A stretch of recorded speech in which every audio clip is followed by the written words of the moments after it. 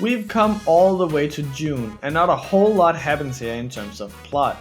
It's just a nice change of pace where you get to hang out with your friends and make memories. Persona 4 manages to really give a feeling of just hanging out with your friends without a care in the world during summer. The music even often uses trumpets, which is a sign of energy, while still using it in a low tempo beat, showing a mixture of the energy of youth as well as the relaxation of no responsibilities. I saw it! It went like zoom! Do it again! One more time! Near the end of June, the news that the massive idol Risa is stopping her idol career comes out, and she states now she'll be moving home to Inaba to help her mother with her tofu shop. It says here that you'll be recuperating. Are you facing physical problems? No, my health isn't an issue. Psychological problems then? What? Rumor has it you'll be staying with your relatives, but isn't that in Inaba where the murders have been taking place? Huh?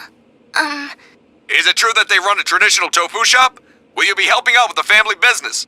No more questions. This press conference is over. Clear the way, please. And sure enough, not long after, another person shows up on the Midnight Channel, this time of a girl striking a sexy pose. Yosuke, probably having studied Risa's body closely, instantly recognizes her. Hello? Hey, did you see that? That was Risa for sure!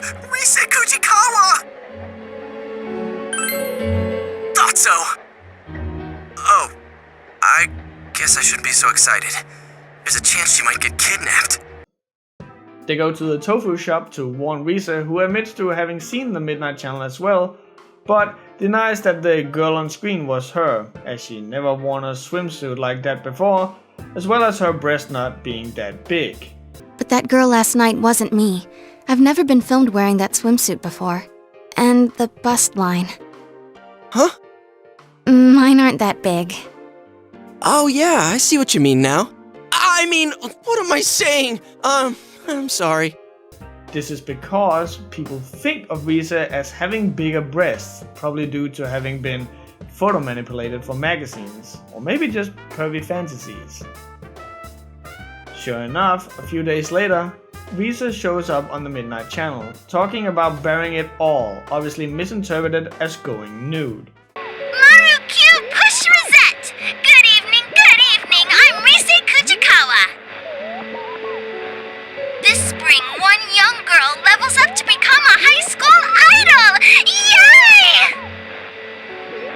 So today, I'm gonna celebrate by pushing the limits of standards and practices.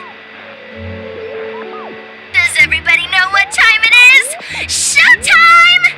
Show what, huh? Everything. How embarrassing! Is this too hot for TV? Well, if a thing is worth doing, it's worth doing all the way. I'm gonna bear it all for you. Stay tuned!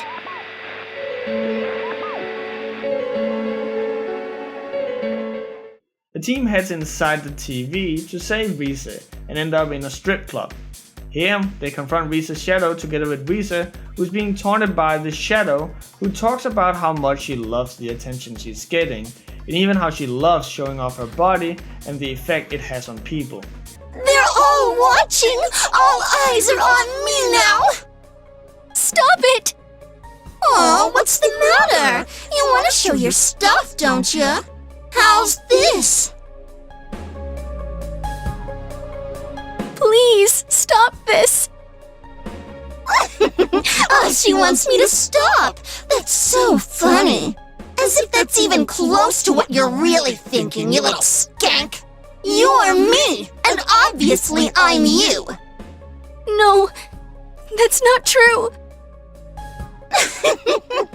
Come on, look! You can't tear your eyes away! This is me! This is who I really am! Not Rosette, the fake celebrity. Look at the girl right in front of you! I'm sick of being some airhead cliche who chokes down everything she's fed and takes it all with a smile! Rosette? Who the hell is she? There's no such person in this world! I'm no one but myself! Come on, look at me! That's not...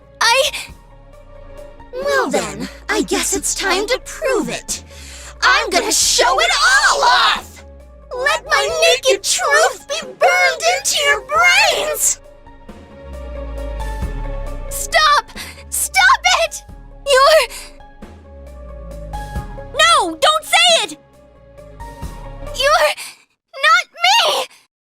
When the shadow transforms, it transforms into a woman body painted in a myriad of colors with no discernible features other than a satellite dish for a face and Risa's 2 pigtails.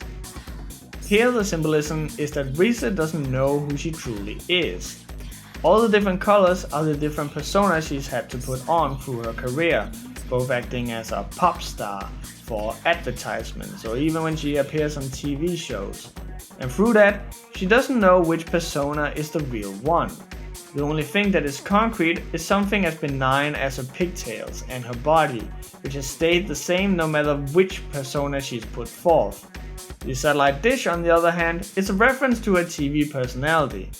Risa's shadow specifically attacks the party's weaknesses, indicating her many personalities as well as her upcoming ability to analyze opponents. Perhaps because of this, you don't actually beat the shadow, but instead have to be saved by Teddy blowing up the shadow. Oh shit, it's coming!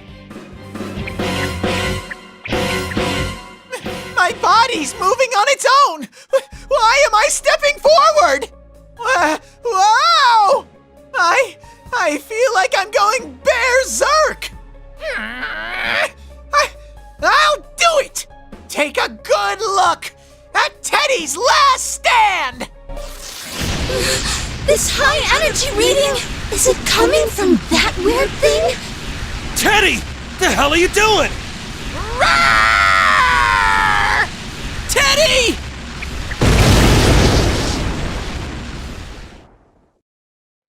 This, however, gives way to a new boss, being the shadow of Teddy.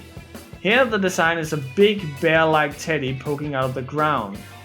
The only real thing worth speaking of here is the most discernible thing about him, which is how close he is to the real Teddy. Because Teddy started out as a shadow himself, and the fact his face is cracked, revealing an endless dark underneath, showing Teddy's fear of having no real personality, or maybe even worrying that he's not actually real.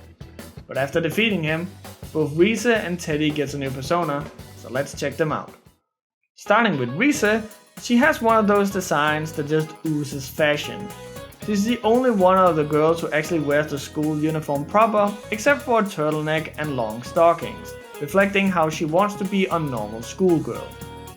It's rather interesting to note that Risa is probably the girl who shows the least amount of skin, indicative of her trying to move away from the persona she's been given from being on TV. After all, she ran away from TV because she feared it was robbing her of her individuality, and she didn't know who the real her was. And if her shadow were anything to go by, she had a pretty good idea that most people only saw her as a sex symbol, and her covering herself up like this could be considered her battling that. As for her persona Himiko, she was an obscure shaman queen of Yamayakoku, an ancient country within the islands that would become Japan. It is, however, in early Chinese history we will find that she was elected as the ruler who would take the throne from the prior emperor, whose 8 years of rules had led to nothing but disturbances and warfare. Because of this, she was highly regarded by her people and remained unmarried, living in a peaceful palace. This corresponds with Risa, with both being well known, respected, and benefited the public in their field. Her existence is, however, nowadays heavily debated on whether or not she was actually real, which also connects to Risa questioning the existence of the real her. Design-wise, Himiko is a woman in a beautiful white dress which reflects Risa's purity and femininity. Also, as a stark contrast to her shadow, Himiko only has very few colors, as opposed to the myriad of colors that was a shadow, reflecting that she's fine with being a quite unassuming girl. Her head being a satellite can both be her looking for her real self, tied to her featuring on TV and radio, or even be how she is a very social person who hangs out with people in the same way a satellite orbits planets. Next up is Teddy. There's not a whole lot to say about his mascot appearance right now, we'll get into it later. But after developing an ego, a personality, he develops into an actual human being. Here he looks like a typical prince from fairy tales with the blonde white hair and blue eyes, and even his clothes reflects this.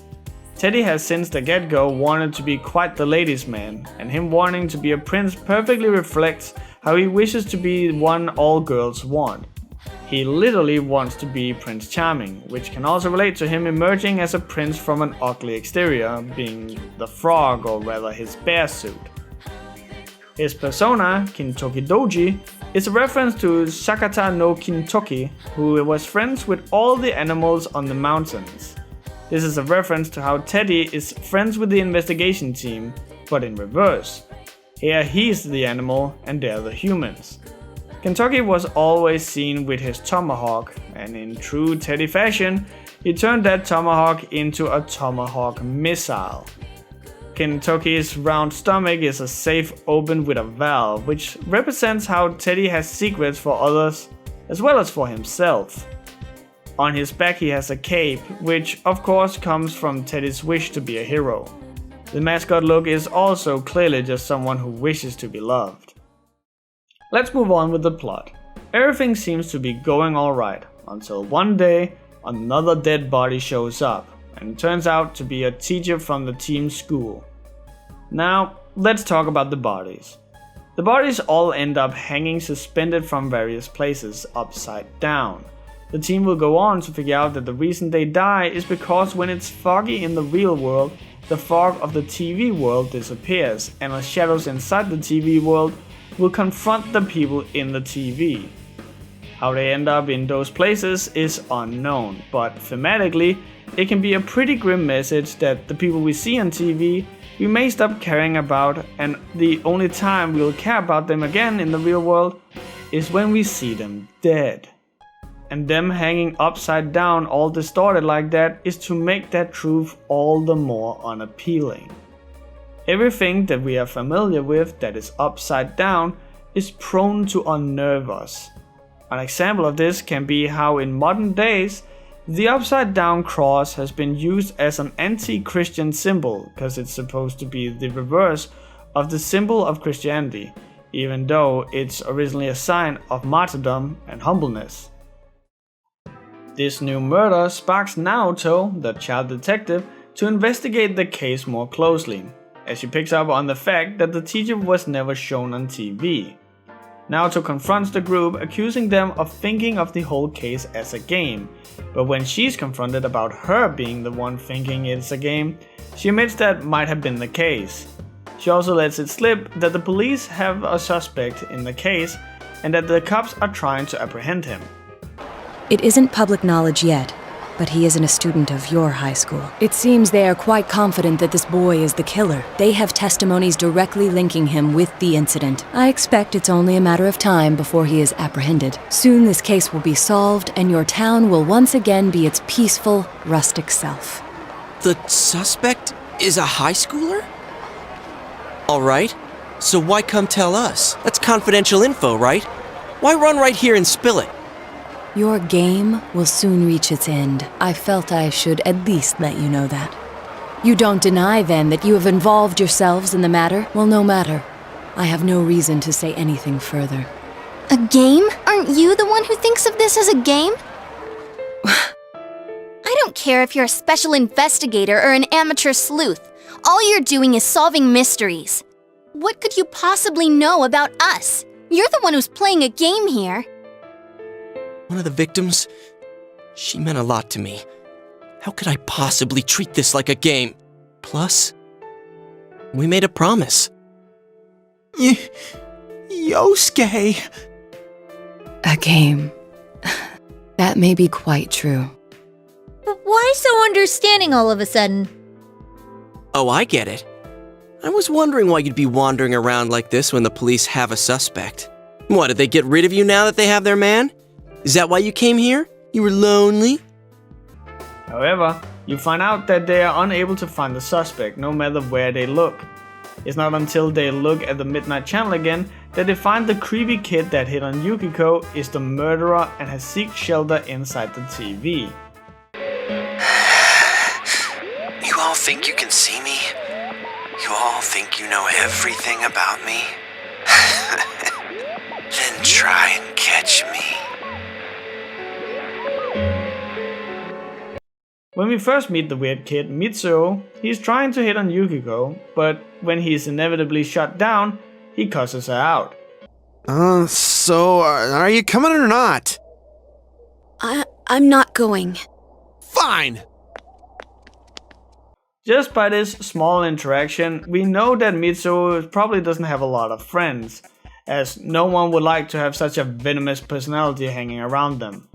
When you enter the TV, you also find his dungeon being heavily themed around video games, showing us he's probably a guy who spends all his time cooped up playing video games. This is actually related to him being the first person who actually enjoys it inside the TV. Mitsuo is not the real killer, but he kills King Moron, the teacher, earlier. But why? Because he wants attention. Same reason why he's thriving inside the TV. He knows about the Midnight Channel, and he's seen how all the kids that's shown up on the channel has ended up becoming friends. Not least of all with Yukiko. Look! There he is!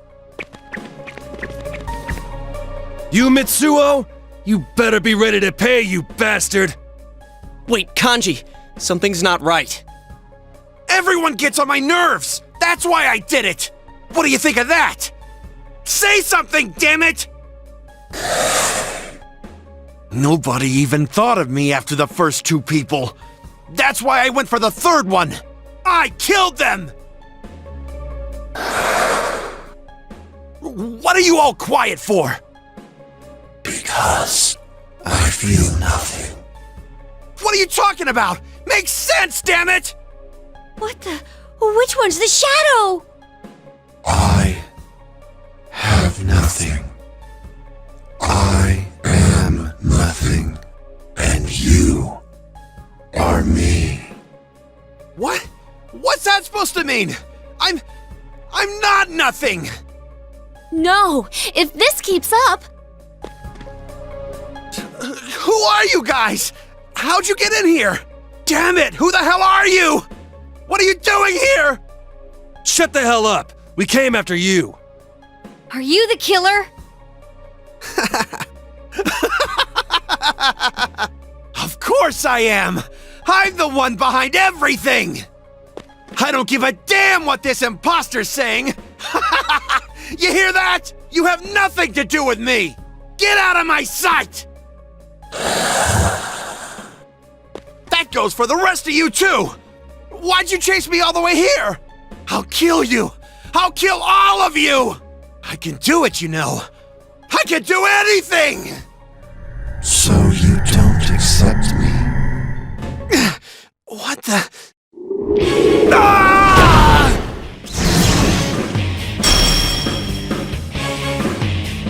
Damn it, here we go again! Get ready, everyone. Once we beat him, this case is as good as closed. Mitsuo wants to be popular. He wants recognition, the same kind of recognition video games give him. You're the hero, you're the champion, good job you did, quest completed. This is reflected in his shadow design, which is a baby clad in video game armor. He's wailing for attention, but he doesn't actually want people to come close. So the video game both seal his cries away, as well as keep people from seeing his true self. This is furthermore proven when the boss is defeated and for the first time, someone actually fully agrees with the shadow, rather than the others who acknowledge it as a piece of them. As of such, Mitsuo doesn't awaken a persona, and is kept in his delirious state. Finally awake, huh? You've been a major pain in our ass. What the... You guys... Who the hell are you guys? Rescue me? The police are after you. They think you're the one who killed King Moron and the other two. So, Are you the killer? All the cases, all on me. That's right. I did it! You piece of shit! And not just that bastard Muraoka. That stupid announcer, and the Konishi bitch, too! I killed all of them! It was all me! Where'd it go? What's going on? It's gone. Frickin' monster disappeared. Take that, son of a bitch! Hey! He's exhausted. We need to hurry and get him out of here. Be